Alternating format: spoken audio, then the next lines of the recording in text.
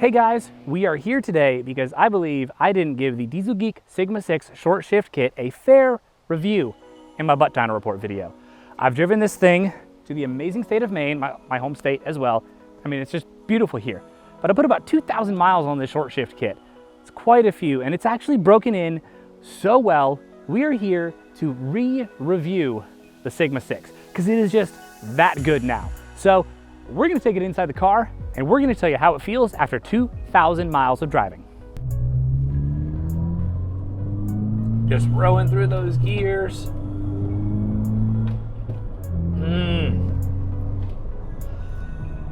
I mean, I just had to re-review the Dieselgeek shifter because it genuinely has gotten that good.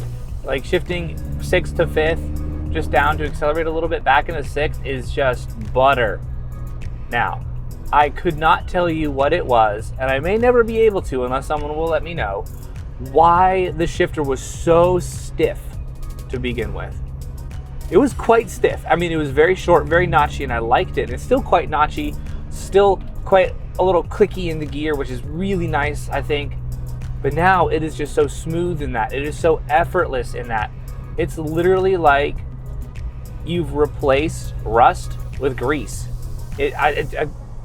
I don't really know what other words there are for it. It's just one of those mind-blowing things that I'm like, man, this is so stinking good now. And I'm trying to remember what it was like before all of this, and I'm like, I don't want to. It's just, this is just too stinking good now. One of the things Dieselgeek did mention on install is the side-to-side had a little pin that got stuck in, and if that wasn't really free moving, free flowing, then you're gonna have a little bit of an issue with it. But that was fine for me, so I don't even think that was even a beginning choice of what could be why it suddenly broke in so well. I genuinely don't know what it was. Now, someone out there with way more mechanical brain and way more smarts than me could be able to tell you why specifically on my car, the Dieselgeek, what have you, and just why it just needed that time to break in, to smooth out, and now why it is so stinking good. But I had to come back to it. I really did.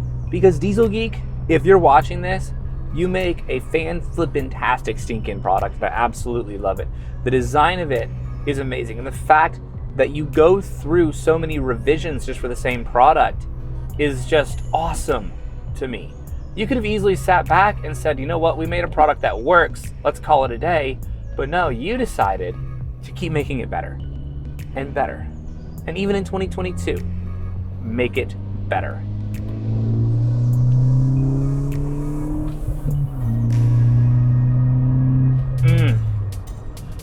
Shifting in this car is now absolutely sublime. I still don't know if it's one of those things that'll ever get to the point where I'm like, man, I need to get in the car just to shift. I need to get in the car for a 2nd to 3rd throw or a 3rd to 4th throw, rowing through gears through a mountain road. I don't know if it's at that point yet, but that's not a Dieselgeek product fault. That is a stock shifter fault from Volkswagen more than anything else. And Dieselgeek has just made this shifting so much better. And there's a lot of other companies that have kind of similar looking designs. ECS is a little bit different. Deutsche Auto Parts looks fairly similar. Haven't done too much research into many others because I kind of wanted to make sure I got a good quality one, and everyone kept recommending Dieselgeek. But what they've done has been amazing. It is so nice and smooth to drive. And I really do like it that much more. I'm in the process of about a 2,500 mile road trip. We're in Maine right now, me and my family. And getting up here through Pennsylvania, through the mountain roads of Virginia, was just absolutely stunning. And that's really kind of when I started to notice just how good it was and how good it had become, because it was just getting smoother and smoother and smoother. And even on the highway, just kind of shifting, going through the motions of passing traffic, downshifting to go uphill was just such a different experience that I knew I had to come back to it. I knew I had to do something for it. And all these miles I'm putting on it just making me like it that much more, and then that much more, and then that much more. I really don't know what else to tell you other than this product is amazing. And I'm so sorry in my butt dyno report video that I said it was pretty much just okay. I really am sorry that I said that, because it's not just okay. I didn't do it the justice of giving it enough time to settle in. Like with an exhaust, a lot of people know when you put an exhaust on, it sounds better over time once the whole system breaks in.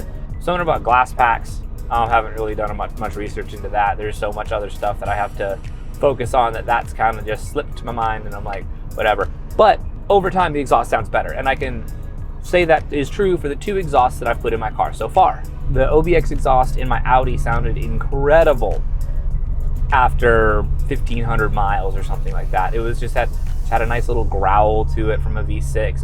It wasn't anything to really write home about, but it sounded so much better than it originally did. This Rev 9, if you just want to listen to it, it's got a little bit of a deeper growl to it. It's only 2.5 inch versus a full 3 inch, which was on purpose. But there's things that take time to break in. The exhaust is one of them. And apparently this Dieselgeek is also one of those things that just takes a little bit of time to break in. And I'm so sorry I didn't give it enough time to do that. But we've put 2,000 miles on it now since I've had it. Put quite a bit on it, and it is spectacular. We've been driving around Maine, and man, it is so smooth. And it's always a really funny question that I didn't think I'd get so many times. Like, have you put a short shift kit in it yet? And now that I have, I can say yes. But like, so many people ask that. It's just such an interesting thing to think about. But I have put the short shift kit in, and I love it. I can answer that question for them, and it just slots in so nicely into the gears. Like, it really just does. 3rd, 4th, right in, slots in. The only issue that I'm having is the adjustment in the brain.